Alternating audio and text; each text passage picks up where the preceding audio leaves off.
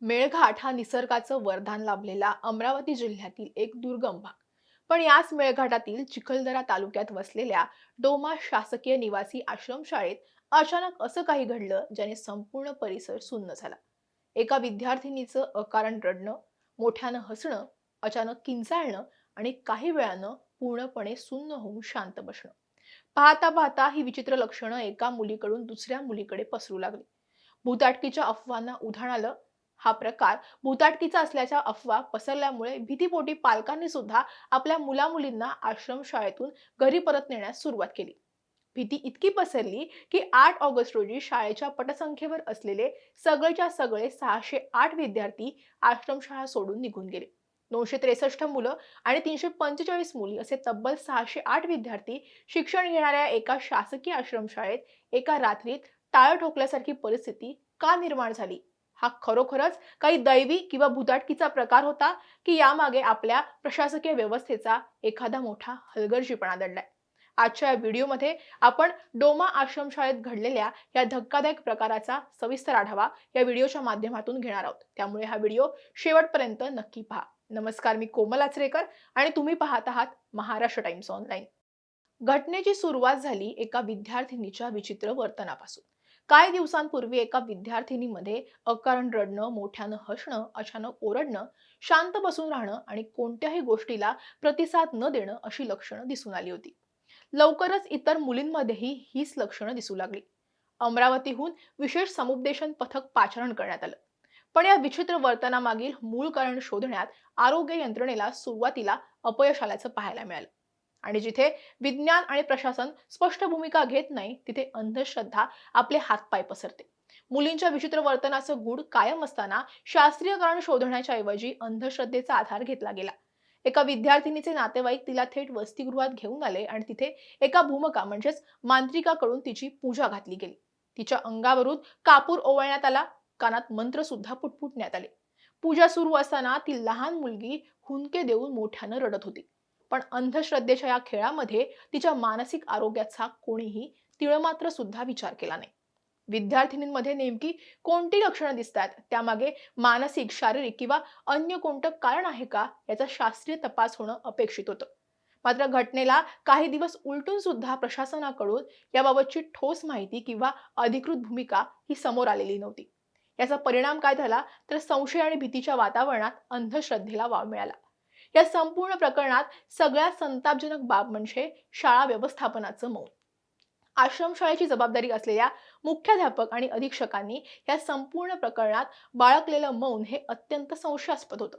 एकामागून एक मुली आजारी पडत असताना, मांत्रिकाला वसतिगृहात आणलं जात असताना आणि 608 मुलं शाळा सोडून जात असतानाही हे जबाबदार अधिकारी गप्प का होते? विशेष म्हणजे वसतिगृहात घरी परतलेले बहुतांश विद्यार्थी अजूनही शाळेत परतलेले नाहीयेत. गावातील काही मोजकेच विद्यार्थी आता शाळेत येऊ लागलेत. घरी परतलेल्या काही विद्यार्थिनींमध्ये अजूनही धक्क्यातून त्या पूर्ण सावरलेल्या नाहीयेत आणि त्यांच्यात पूर्वीप्रमाणेच काही लक्षणं सुद्धा अजूनही दिसतायत. अशी माहिती आता पुढे येते. संपूर्ण परिसरामध्ये भूताटकीच्या अफवा पसरल्यामुळे आता शेवटी वैद्यकीय सत्य आता समोर आलेले. तालुका वैद्यकीय अधिकारी डॉक्टर अभिषेक नायडू यांनी याबाबत स्पष्ट केलंय की हा कोणताही भूताटकीचा किंवा दैवी कोपाचा प्रकार नाहीये. ही एक मानसिक स्थिती आहे, ज्याला मास हिस्टेरिया किंवा मास सायकोजेनिक इलनेस असं म्हटलं जातं. विद्यार्थिनींच्या मनातील धास्ती निर्माण होण्यामागे आश्रमशाळेतील दैनंदिन व्यवस्थापन आणि त्यांना आश्रमशाळेत मिळणाऱ्या सुविधांची अपूर्णता कारणीभूत ठरल्याचं आता समोर येते. आता समजून घेऊयात की मास हिस्टेरिया म्हणजे नेमकं काय. वैद्यकीय शास्त्रानुसार जेव्हा एकाच वातावरणात राहणाऱ्या किंवा काम करणाऱ्या किंवा मग शिकणाऱ्या समूहावरती प्रचंड मानसिक किंवा शारीरिक ताण येतो, तेव्हा त्यांच्यामध्ये असा सामूहिक तणाव निर्माण होतो. यामध्ये एका व्यक्तीला होणारा मानसिक त्रास पाहून किंवा त्याचा अनुभवून तिच्या आजूबाजूच्या इतर व्यक्तींमध्ये सुद्धा नकळत तशीच लक्षणं, जसं की ओरडणं, रडणं, चक्कर येणं, सुन्न होणं हे प्रकार दिसू लागतात.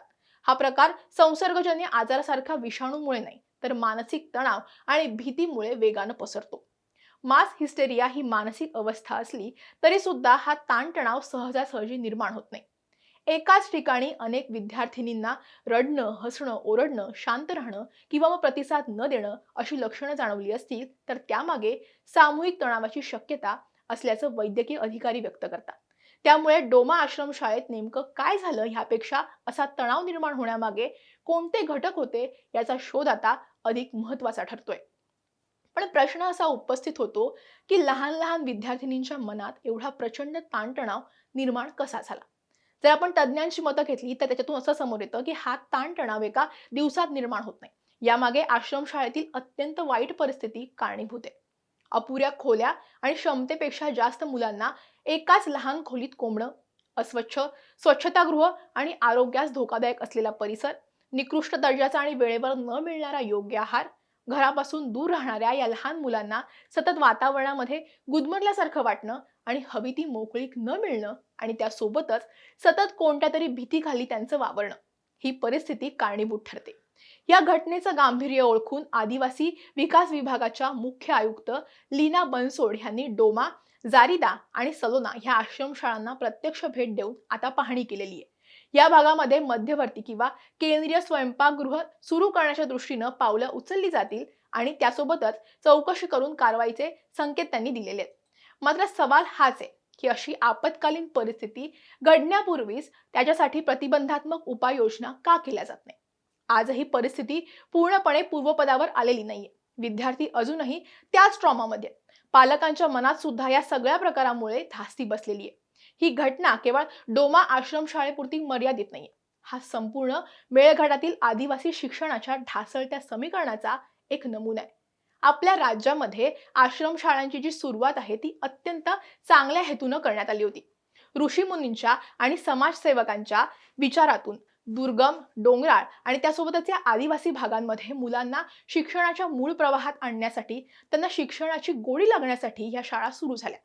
पण हळूहळू या चांगल्या हेतूला अर्थकारणाची कीड लागली.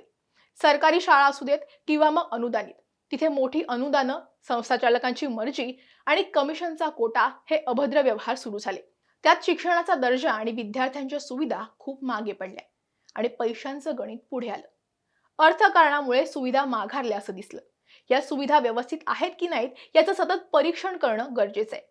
जेव्हा एखादा मंत्री किंवा वरिष्ठ अधिकारी आश्रमशाळेमध्ये भेट देतो, जसं की आदिवासी विकास मंत्री अशोक उईके यांनी संवाद चिमुकल्यांशी हा उपक्रम राबवून केला होता, तेव्हाच यंत्रणेला वचक बसतो. अधिकारी भेट देतात, सुविधा तपासतात, तेव्हा गोष्टी या नीट चालतात. पण निष्काळजीपणा झाला की विद्यार्थ्यांसाठी विद्येची दारं ही भीतीची महाद्वारं बनतात.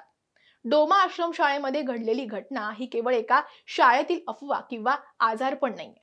हा आपल्या आदिवासी शिक्षण व्यवस्थेचाच दाखवलेला आरसा आहे. फक्त अफवांवरती नियंत्रण मिळवून चालणार नाही. तर ह्या प्रकरणाची उच्चस्तरीय चौकशी करून दोषी मुख्याध्यापक आणि अधीक्षकांवरती कडक कारवाई सुद्धा झालीच पाहिजे. त्यासोबतच मेळघाटातील आश्रमशाळांमध्ये नियमित मानसिक आणि त्यासोबतच शारीरिक आरोग्य तपासणी होणं गरजेचं आहे. बालस्नेही तसंच लहान मुलांना सुरक्षित वाटेल असं वातावरण तयार करणं हे सुद्धा आवश्यक आहे. अंधश्रद्धा निर्मूलनासाठी व्यापक जनजागृती करणं, ह्या गोष्टी तातडीनं राबवणं ही आता काळाची गरज आहे. कारण या लहान मुलांना शिक्षणापेक्षा जर जगण्याचीच परीक्षा मोठी वाटू लागली तर शिक्षणाचा मूळ हेतूच पराभूत होईल. या संपूर्ण प्रकरणावरती तुम्हाला काय वाटतं? आश्रमशाळांमधील या परिस्थितीला जबाबदार कोण? तुमच्या प्रतिक्रिया आम्हाला कमेंटमध्ये नक्की कळवा. हा व्हिडिओ आवडला असेल तर लाईक आणि शेअर करायला विसरू नका. असेच व्हिडिओ पाहण्यासाठी महाराष्ट्र टाइम्सचं YouTube चॅनल सबस्क्राईब करा. आम्हाला Insta, Facebookवरती फॉलो करा आणि हा व्हिडिओ पाहिला त्यासाठी धन्यवाद.